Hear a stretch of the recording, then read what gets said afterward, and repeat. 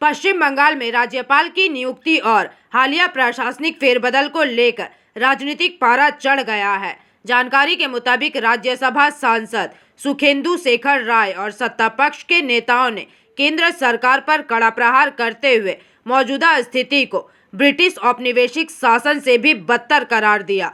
सुखेंदु शेखर राय ने आरोप लगाया है कि राज्यपाल की नियुक्ति की प्रक्रिया में लोकतांत्रिक मर्यादाओं को ताक पर रख दिया गया है। इस संबंध में उनका क्या कहना है, आइए पूरी खबर हम आपको दिखाते हैं।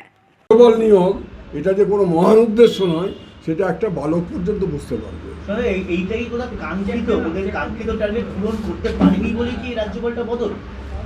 ওরা তো চেষ্টা করে গেছে 21-এর বিধানসভা নির্বাচনে, 24-এর লোকসভা নির্বাচনে, অর্থাৎ 2014 সালের পর 2011 সালের পর থেকে 2011 সালের পর থেকে পশ্চিমবাংলায় যতগুলো নির্বাচন হয়েছে, বিধানসভা, লোকসভা, পুরসভা, কর্পোরেশন, পঞ্চায়েত, সমবায় সমিতি, সবগুলোতে বিজেপি গোহারা হেরেছে আর দুটো দল শূন্য থেকে মহাশূন্যের পথে হাঁটা দিয়েছে।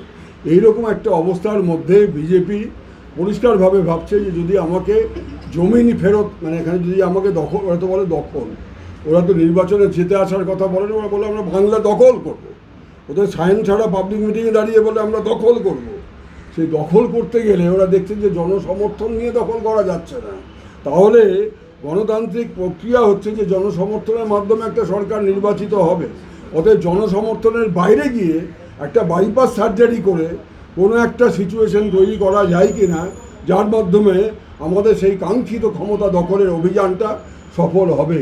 এবং এই জন্যেই এসআইআর, এই জন্যে 172 জন মানুষকে খুন করা, এই জন্যই নতুন করে এই সময় একটা রবিনহুড নামে পরিচিত একজন রাজ্যপালকে নিয়ে আসা হলো, যে রাজ্যপাল প্রকাশ্যে বলেছেন জয় শ্রীরাম বলে ধ্বনি দেওয়ার কথা।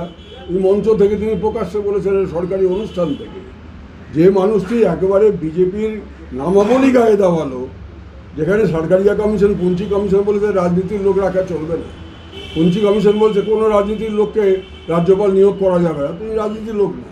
কিন্তু রাজনীতির লোক না হওয়া সত্ত্বেও গোয়েন্দা দপ্তরে দীর্ঘদিন কাজ করার পরেও তিনি সরকারি মঞ্চ থেকে তিনি চিৎকার করে ধ্বনি দিচ্ছেন সবাই বলুন জয় শ্রীরাম। এটা একটা দলের স্লোগান, একটা রাজ্যপাল দিচ্ছে কনস্টিটিউশনাল পোস্টে, এটা ভারতবর্ষের জীবনে কখনো হয়নি। তো এগুলো সবই হচ্ছে ওদের একদম সংবিধান বহির্ভূত, নিয়ম বহির্ভূত, সংসদীয় গণতন্ত্রের রীতিনীতি বহির্ভূত যত পদক্ষেপ নেওয়া যায় সমস্ত পদক্ষেপ ওরা নিয়ে চেষ্টা করছে, কিন্তু তাতে ওরা কিছু করতে পারবেন না। কারণ বাংলাতে যিনি নেতৃত্ব দিচ্ছেন তার নাম মমতা ব্যানার্জি।